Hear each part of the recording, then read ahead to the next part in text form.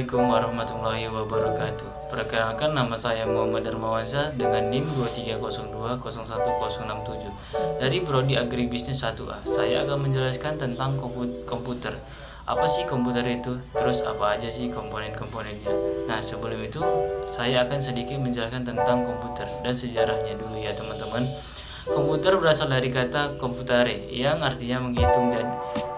Jadi komputer ialah alat yang digunakan untuk menghitung aritmatika. Sementara definisi komputer yaitu sebagai alat bantu manusia.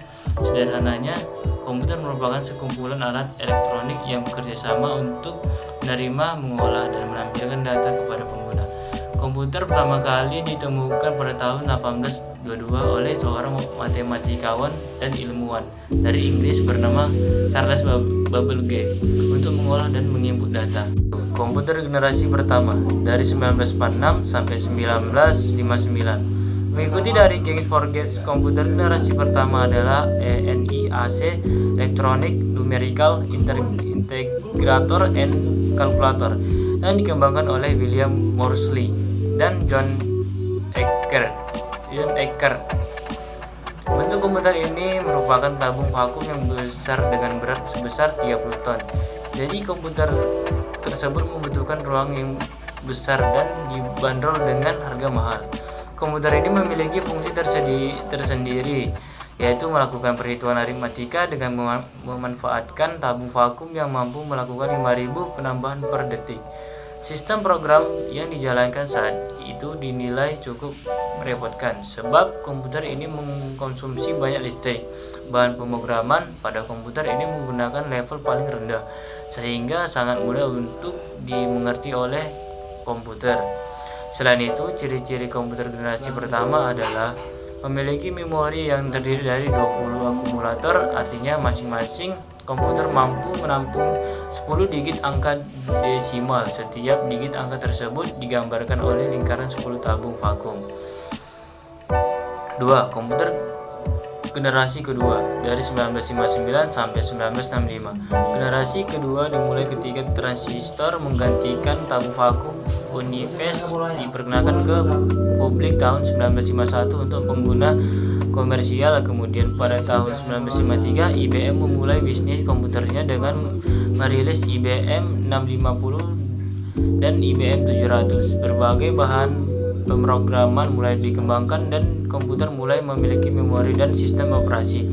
3. Komputer generasi ketiga dari 1965 sampai 1971. Generasi ketiga dimulai ketika teknologi transistor meningkat menjadi sirkuit terpadu. Komputer mini adalah inovasi yang signifikan dalam generasi ini dan mempengaruhi generasi komputer selanjutnya.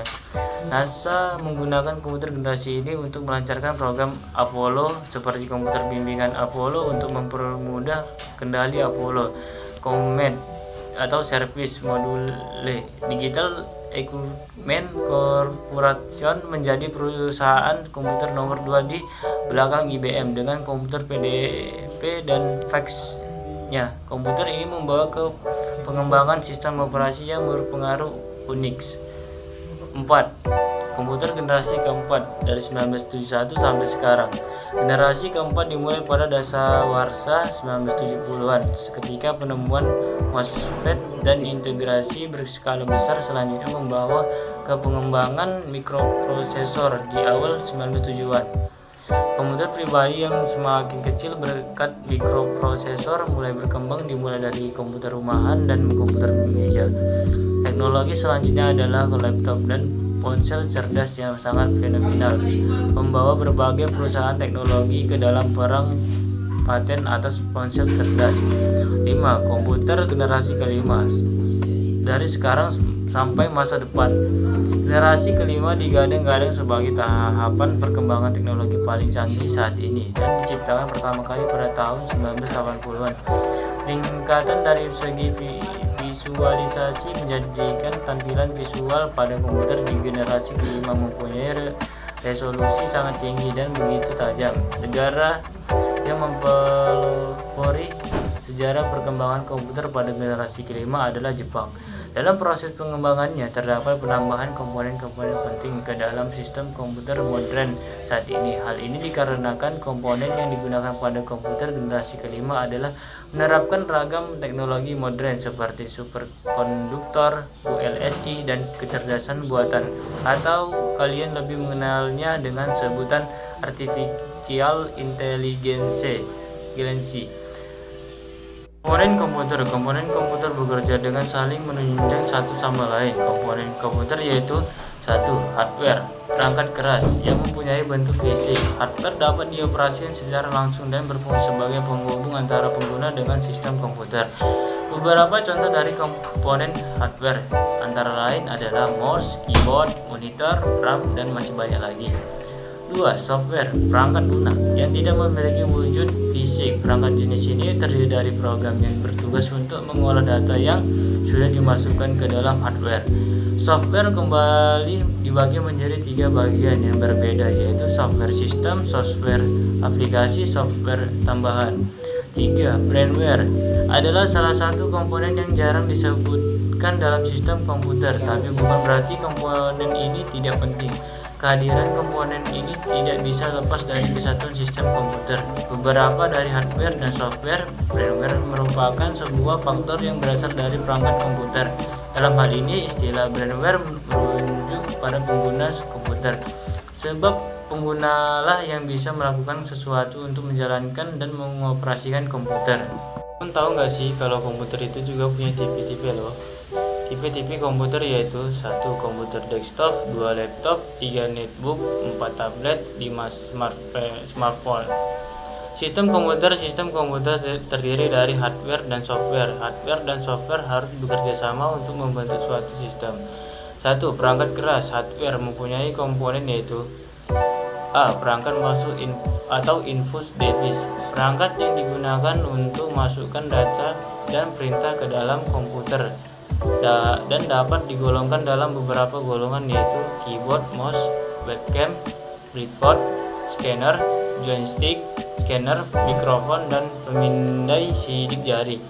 B. Perangkat keluar atau output device, perangkat yang digunakan untuk menyampaikan informasi kepada satu atau orang banyak. Output yang dihasilkan dari pengolahan data bisa digolongkan menjadi: A. Tulisan atau huruf, kata, angka, simbol khusus, karakter, dan lain-lain. B. Image atau grafik atau gambar. C. Suara atau musik atau omongan.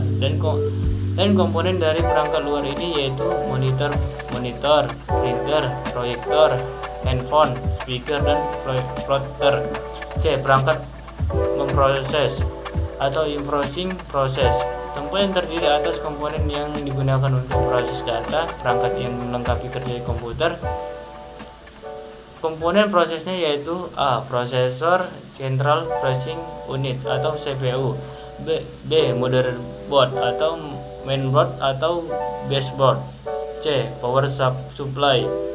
D. Memori random access memory atau RAM. D. Perangkat penyimpan atau storage device, perangkat yang menyimpan data, perintah, dan informasi untuk digunakan pada waktu yang akan datang. Berikut perangkat penyimpan dalam komputer: hard disk, optical drive, flash disk, solid state drive atau solid state disk atau SSD. 2. Perangkat lunak berfungsi mengidentifikasi program, menyimpan aplikasi program sehingga tata kerja komputer terkontrol, mengatur dan membentuk pekerjaan lebih efisien.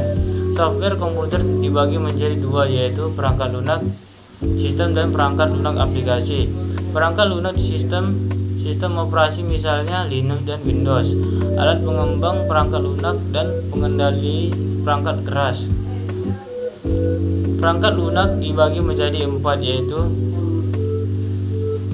1. Sistem operasi, mengendalikan sistem kerja yang mendasar sehingga mengatur kerja media input, output, contohnya Linux, Windows, iOS, Android.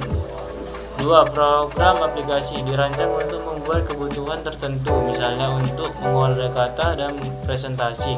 3. Bahasa pemrograman, yaitu program yang digunakan untuk menerjemahkan instruksi yang ditulis dan bahasa pemrograman. Contohnya BASIC, COBOL, Pascal. 4. Program bantu. Sebagai aplikasi membantu dalam kegiatan yang ada hubungannya dengan komputer, contohnya mengopi data, mengkompres file, dan antivirus. Pengoperasian komputer. Menyalakan komputer. Langkah awal, melakukan proses booting. Booting yaitu proses mengaktifkan komputer mulai dari awal. Booting dibagi menjadi dua, yaitu cold booting, yaitu booting komputer yang dimulai dari keadaan mati atau belum mendapatkan arus listrik sampai komputer menyala. Cold booting yaitu booting yang dilakukan pada saat komputer sedang menyala atau ada arus listrik. Cara menyalakan komputer. Hidupkan stabilizer. Aktifkan CPU dengan menekan tombol power. Aktifkan monitor dengan menekan tombol power pada monitor. Tunggulah beberapa saat hingga komputer melakukan proses booting. Cara mematikan komputer.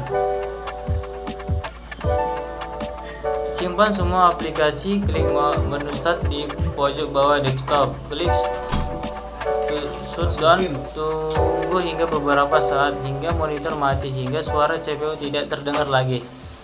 Proses pengguna komputer agar terlihat awet. Mengikuti langkah-langkah mematikan dan menghidupkan komputer.